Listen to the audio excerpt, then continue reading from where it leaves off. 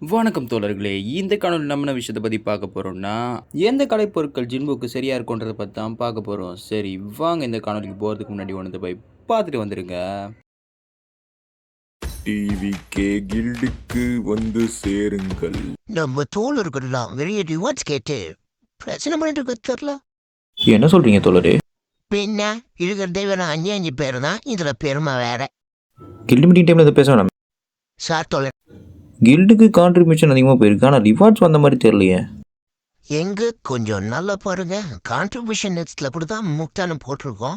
அட தோழரே, நம்ம இவ்வளோ ஆண்டுகளாக கில்டு வச்சோம், நம்ம கில்டு ஏன் வளரல தோழரே? அதை நான் ஏன் இப்போ தெரிஞ்சுக்கணும்.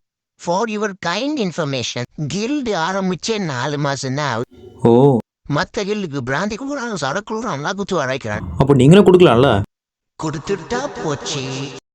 உங்கள் யாருக்காவது நம்ம கீழில் சேர விருப்பம் இருந்ததுன்னா நம்ம டெலிகிராம் குரூப்பில் ஜாயின் பண்ணிக்கோங்க.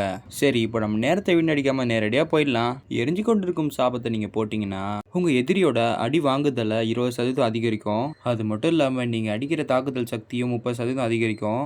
அப்புறம் ஒவ்வொரு வினாடியும் உங்களுக்கு தாக்குதலோட சக்தி அதிகரிக்கும்.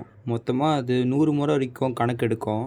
ஒரு வாட்டி அது 100 முறையை தொட்டுடுச்சுன்னா அதுக்கு மேலே அது கணக்கெடுக்காது. உங்களுக்கு 20% கிட்ட தாக்குதல் அதிகரிக்கும். உங்கள் விளையாட்டு ஆரம்பித்ததுலேருந்து 100 வினாடிகள் ஆயிடுச்சுன்னா இதால் கொடுக்க முடிஞ்ச அதிகபட்ச பாதிப்பு சக்தி 50%. நம்ம ஏன் சப்ஸ்டேட்ஸை பார்க்கலன்னா, சப்ஸ்டேட்ஸுன்றது எதை வேணால் கொடுக்கலாம். சரி வாங்க இப்போ அடுத்ததை பார்த்துடலாம்.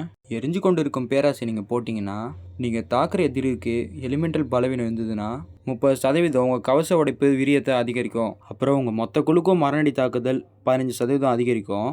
அதுக்கப்புறம் மரணடி பாதிப்பு 30% அதிகரிக்கும். இந்த கலைப்பொருட்களை யாரை எதிர்த்து பயன்படுத்துகிறோன்னா, கவசத்தில் இருக்கிற எதிரியை எதிர்த்து நீங்கள் பயன்படுத்துங்க.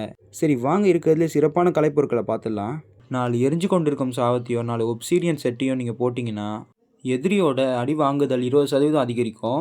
நீங்கள் அவங்களுக்கு கொடுக்குற பாதிப்பு 20% அதிகரிக்கும். அப்புறம் ஒவ்வொரு வினாடியும் உங்களுக்கு 0.1% வரைக்கும் அதிகரிக்கும்.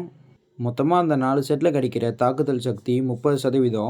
அந்த ஒப்சீடியன் சக்தியோட முழு சக்தி ரொம்ப நேரம் நீடிக்கணும்னா உங்ககிட்ட இந்த ஆசீர்வாத கல் இருந்தால் பயன்படுத்துங்க.